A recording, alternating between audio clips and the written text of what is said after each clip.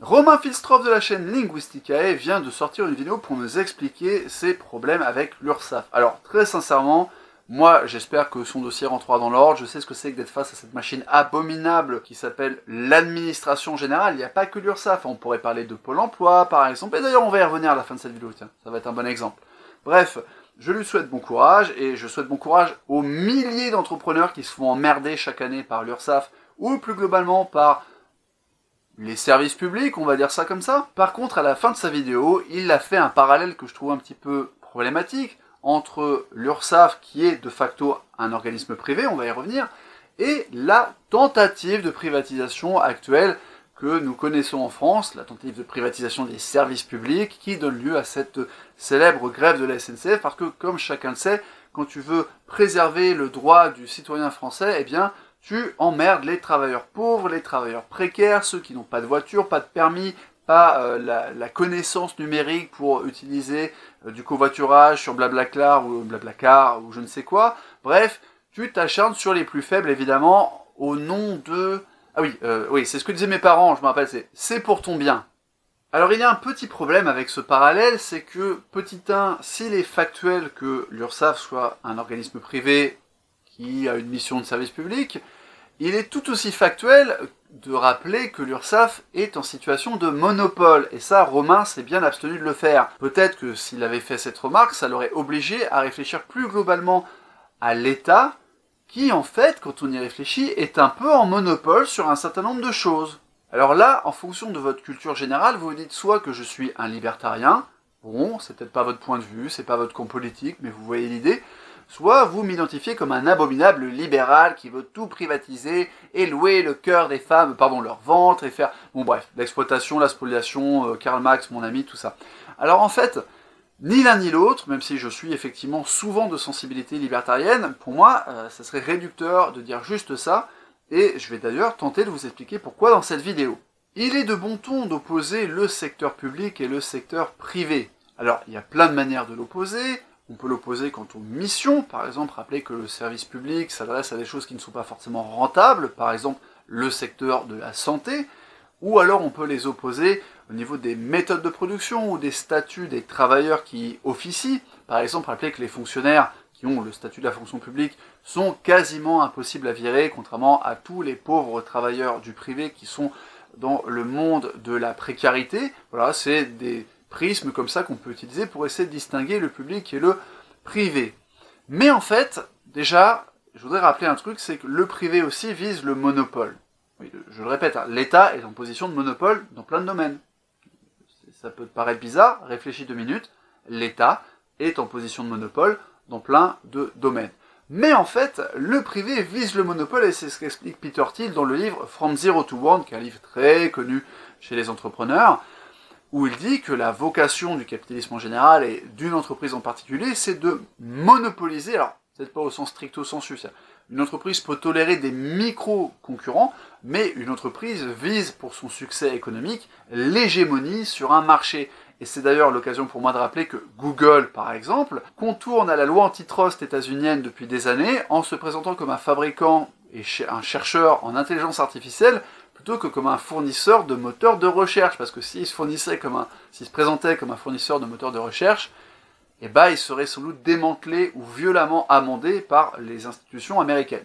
Toujours est-il que cette recherche du monopole, bah déjà ça fait un point commun entre certains groupes privés et l'État, cette nébuleuse tentaculaire qui a le monopole de la fiscalité, qui a même le monopole de la police, parce qu'on a beau avoir le droit d'acheter, de louer un service de sécurité privée quand on est une rockstar, bon, techniquement, la sécurité publique est en France gérée par des organismes qui sont publics et qui sont en monopole, le ministère de la Justice, de la Défense, tout ça c'est du monopole. Tu peux pas dire « Ah, je trouve que le tribunal de Versailles, il rend des jugements qui me plaisent pas trop, je vais aller m'adresser à un tribunal privé pour arbitrer telle ou telle situation ». Ça ne marche pas comme ça.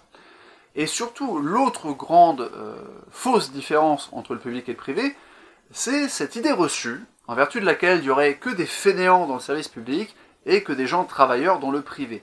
J'ai la chance d'avoir la double culture parce que j'ai été contractuel à un moment dans le public, donc contractuel ça veut dire que je n'étais pas fonctionnaire, ça veut dire que j'étais juste un travailleur en CDD, mais que je travaillais pour une institution publique, et j'ai travaillé évidemment plein de fois dans le privé.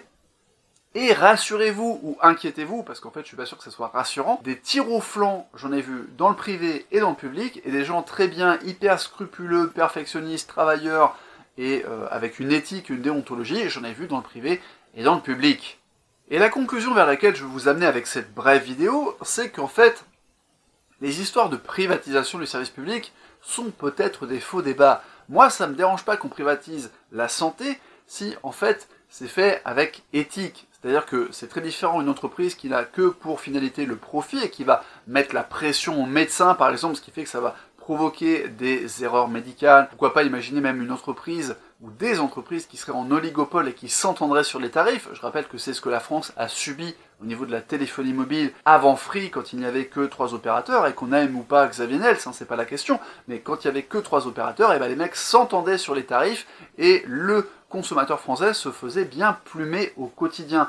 Donc on pourrait très bien imaginer qu'il y ait 3 organismes de santé privés qui se partagent le marché, et ça ne rendrait pas les choses plus efficaces que le public ou qu'une myriade de petites entreprises en concurrence. Et puis, tu peux chercher à faire du profit. Moi, je suis un entrepreneur, je cherche le profit, et ça ne te dispense pas d'avoir de l'éthique. Il y a des entreprises, peut-être trop rares, mais qui sont dans cette recherche. Il y a des salariés qui essaient de bien faire leur travail. Et il y a des startups qui essaient de créer un produit qui a de la valeur ajoutée, pas juste financièrement, mais en matière de bien commun. Et le bien commun, je vous en parlerai aussi dans ma prochaine vidéo qui partira sur un livre et sur, en l'occurrence, une autobiographie. Je ne dirai pas laquelle.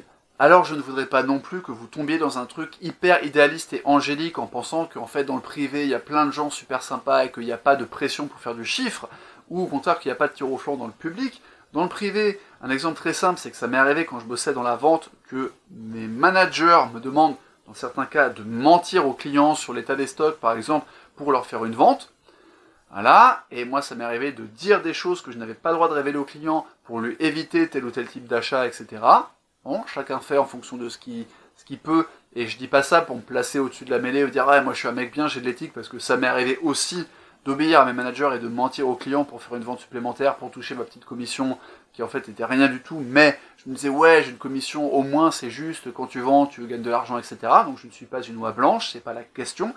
Et à l'inverse, par rapport aux idées reçues sur le public, franchement, renseignez-vous. Si vous avez des amis qui travaillent dans la santé, ou qui travaillent à la SNCF par exemple, ou chez Pôle emploi, renseignez-vous, posez-leur des questions. Moi je connais des gens qui travaillent à la SNCF et je connais des gens qui travaillent à Pôle emploi. Ils ont des tirs au flanc dans leur entourage. Je suis pas en train de vous dire que les gens que je connais sont des tirs au flanc, je suis en train de vous dire que en cherchant des témoignages, vous aurez le cas du mec qui est à Pôle emploi depuis 50 ans, qui est alcoolique et en fait quoi, qui est au bout du rouleau et personne le vire, il est là, bon il dérange pas. Il sera jamais très utile, mais de toute manière, Pôle emploi n'a pas été conçu pour être utile. Ça peut être bien de le rappeler aussi. Et Pôle emploi, à ma connaissance, c'est pas comme l'URSSAF, c'est pas un truc privé, machin, qui a une mission de service public. Il me semble que Pôle emploi, c'est encore public à 100%. Et c'est un très bon exemple d'administration inefficace. Donc, faut arrêter d'opposer le public et le privé là encore. Et puis, pour prendre le cas de la SNCF, il y a des gens qui n'en branlent pas une, il y a des gens qui sont à la limite du handicap mental, il y a des gens qui ont commis des actes répréhensibles sur leur travail, mais qui ne sont pas virés parce que ils ont un statut de fonctionnaire et c'est hyper compliqué de virer un fonctionnaire. Petite remarque en passant, quand vous êtes exaspéré par le fait qu'un policier qui commet une bavure subit juste une mutation, je trouve ça tout à fait scandaleux aussi, mais en fait il faut remettre les choses plus globalement dans leur contexte. Il y a plein de fonctionnaires qui sont quasiment impossibles à virer, et c'est valable aussi pour les cas de harcèlement au travail. Je ne suis pas en train de vous dire oui, c'est la complainte du contribuable qui paye des impôts pour des mecs inefficaces. Je suis en train de te dire que même entre fonctionnaires, ça peut poser des problèmes parce que tu as des gens qui subissent du harcèlement et les harceleurs ne sont pas punis parce qu'en fait on ne peut pas faire grand chose pour les punir. Même pour les fonctionnaires entre eux, la rigidité du service public, ça pose des problèmes. C'est ça que je souligne aussi. Et il y a de facto des tirs au flanc qu'on ne peut pas virer parce qu'ils sont dans le public alors que dans le privé ils auraient été soit virés, soit ils n'auraient pas été virés si leur manager était encore plus incompétent qu'eux, et que le manager, en vertu du bon vieux principe de Peter, n'était pas capable de se rendre compte que les mecs en dessous ne faisaient pas leur travail.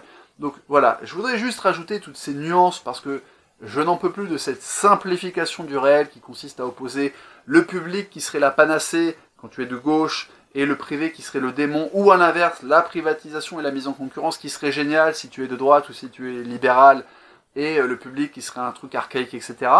En fait, tout dépend comment c'est fait, tout dépend de l'éthique des gens qui conçoivent ces différents systèmes et des gens qui officient au sein de ces différents systèmes. Et pour conclure cette vidéo, j'ai envie de dire aussi que Romain aurait aussi pu parler du poids de l'imposition et de la fiscalité en France, parce que quand on parle de l'URSSAF, c'est bien de dire que les mecs sont privés, que du coup, là, c'est pas bien, mais en fait, l'argent qu'ils récoltent, c'est pas pour eux, hein, c'est pour l'État.